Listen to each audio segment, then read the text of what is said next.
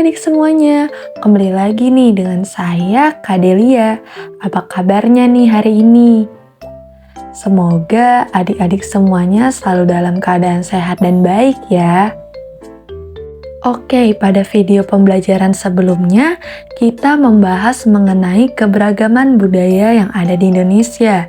Dan pada kesempatan kali ini, kakak akan menjelaskan mengenai pentingnya menjaga persatuan dalam keberagaman budaya.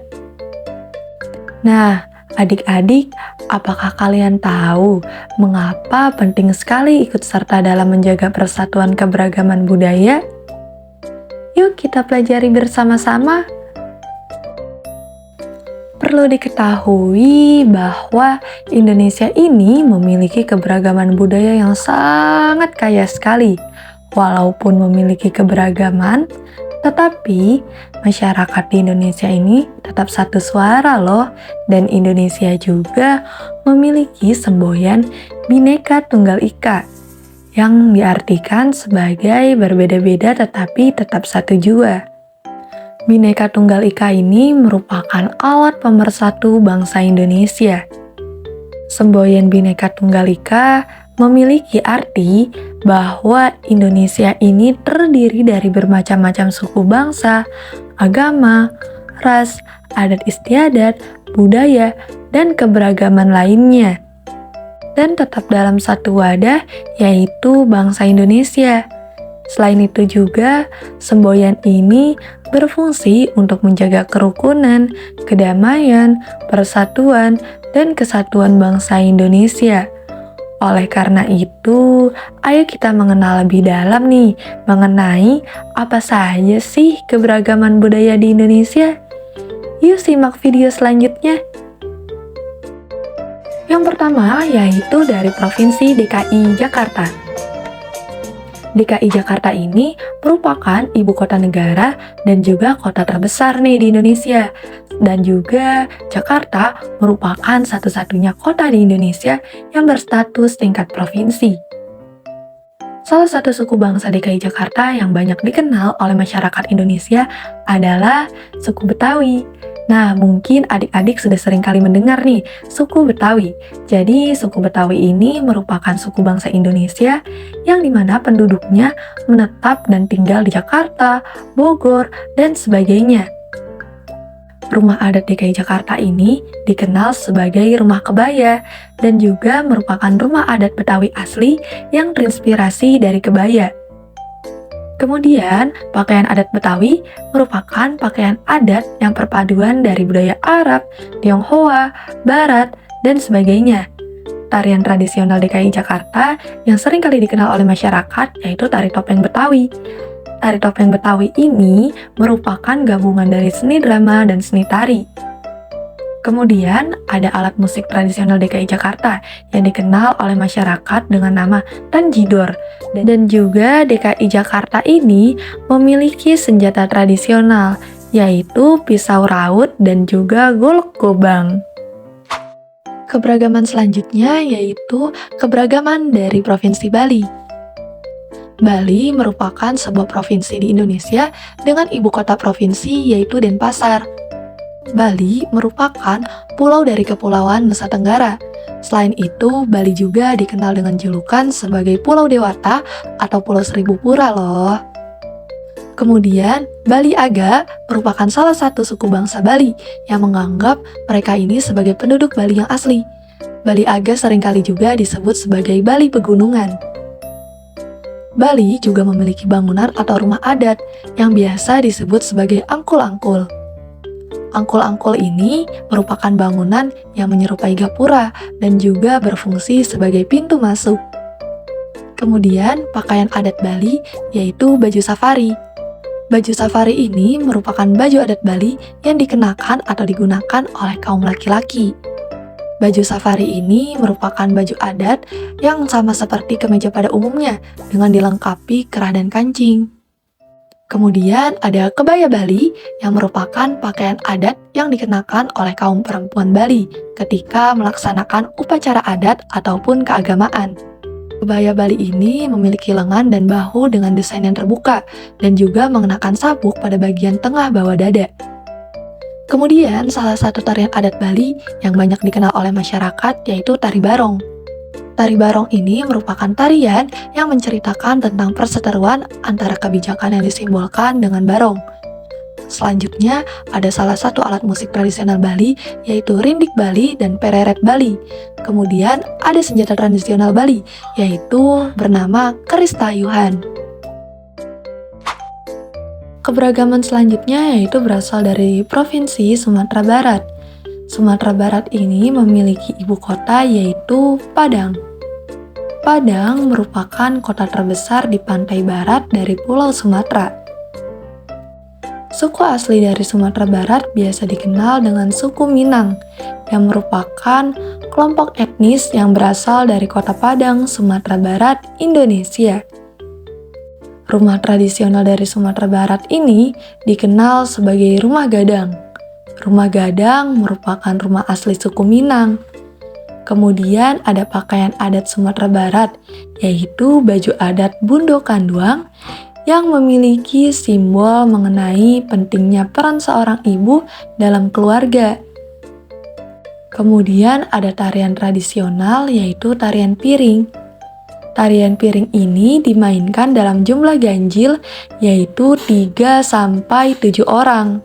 Selanjutnya ada alat musik daerah dari Sumatera Barat, yaitu ada talempong. Kemudian ada gandang atau gendang Minang. Adapun senjata tradisional dari Sumatera Barat yang biasa dikenal dengan nama krambik kari. Keberagaman selanjutnya yaitu berasal dari Provinsi Maluku. Maluku merupakan sebuah provinsi dengan ibu kota yaitu Ambon. Ambon merupakan salah satu pulau yang terletak di Kepulauan Maluku di selatan Pulau Seram. Salah satu suku bangsa atau masyarakat asli Maluku yaitu suku bangsa Ambon dan cenderung memiliki campuran Austronesia Papua.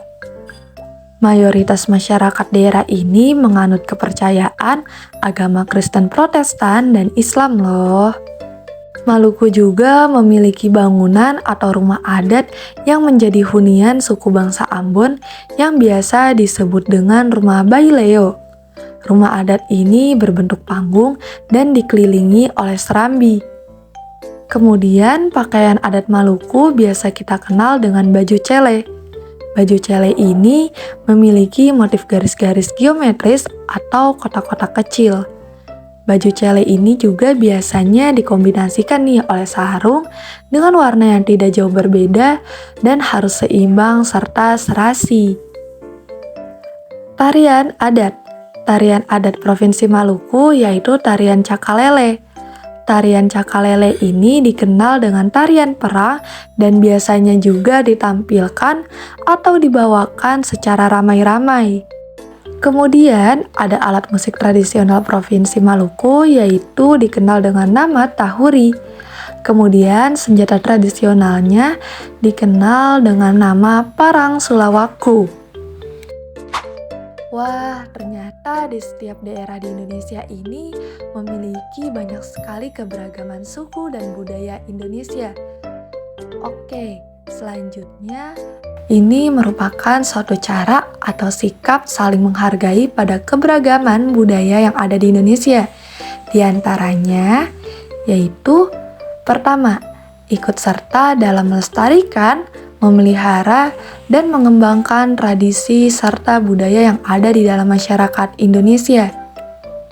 Kedua, tidak menganggap suku sendiri yang paling baik dan menjelekan suku lainnya. Ketiga, menerima dan menghargai agama, suku, ras, budaya, dan adat istiadat yang berbeda dengan masyarakat lainnya.